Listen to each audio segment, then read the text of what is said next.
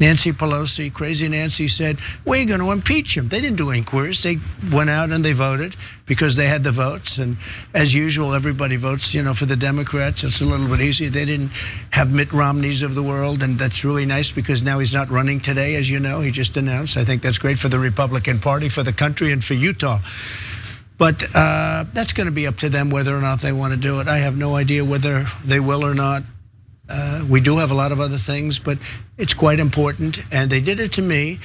And had they not done it to me, I think, and nobody officially said this, but I think had they not done it to me, and I'm very popular in the region, they like me and I like them, the Republican Party, perhaps you wouldn't have it being done to them.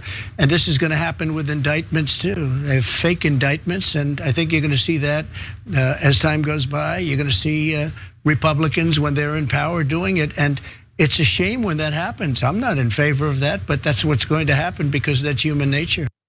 I've said it before and I'll say it again. Donald Trump is the pettiest bitch on earth. Definitely in America, potentially on earth. But in true Republican fashion, in true GOP fashion, he went on some tirade about trans people because Republicans can't stop thinking about trans people. Let's take a watch. Should biological men who say that they're trans be allowed in women's restrooms, in women's locker rooms, women's prisons, women's spaces? Yeah, my stance on that is really pretty much what I had in the military. I think it has to be, huh? No, they shouldn't. Yeah, that's my stance. I mean, that's been my stance. I may have allowed Caitlyn. Caitlyn's Caitlyn, right? I knew Caitlyn as Bruce. I knew Bruce, and Bruce was a great athlete and a very handsome person, very handsome guy. And all of a sudden, Bruce is Caitlyn. I said, what's this all about? Can a man become a woman?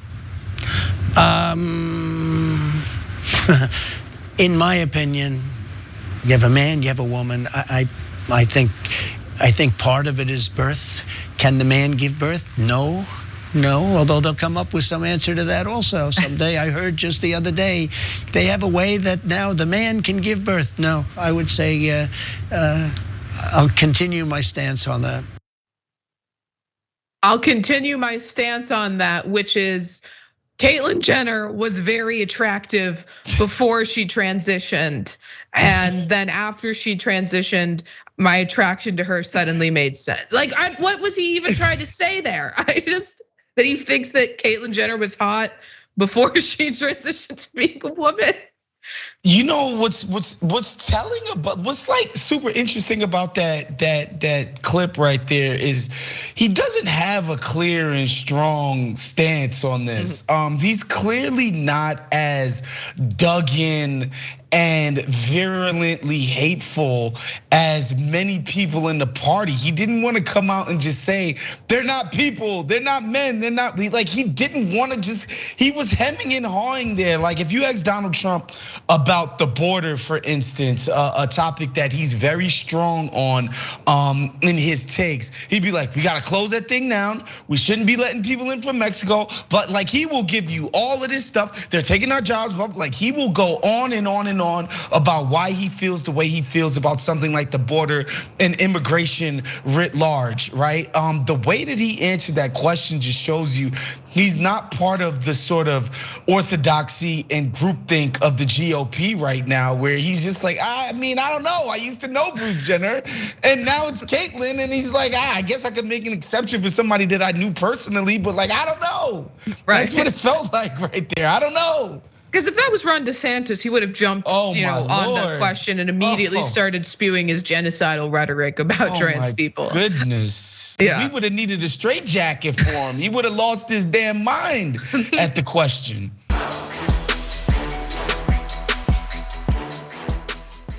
Check out the Damage Report podcast each day, wherever you get your podcasts, whether Pocket Casts or Stitcher or iTunes. You can join me as I give you the news and stories you want, with a range of co-hosts and interview guests jumping in on the fun each day. Again, that's the Damage Report, wherever you get your podcasts. And if you get them at iTunes, don't forget to rate and review. Sometimes I'll read them live on the show.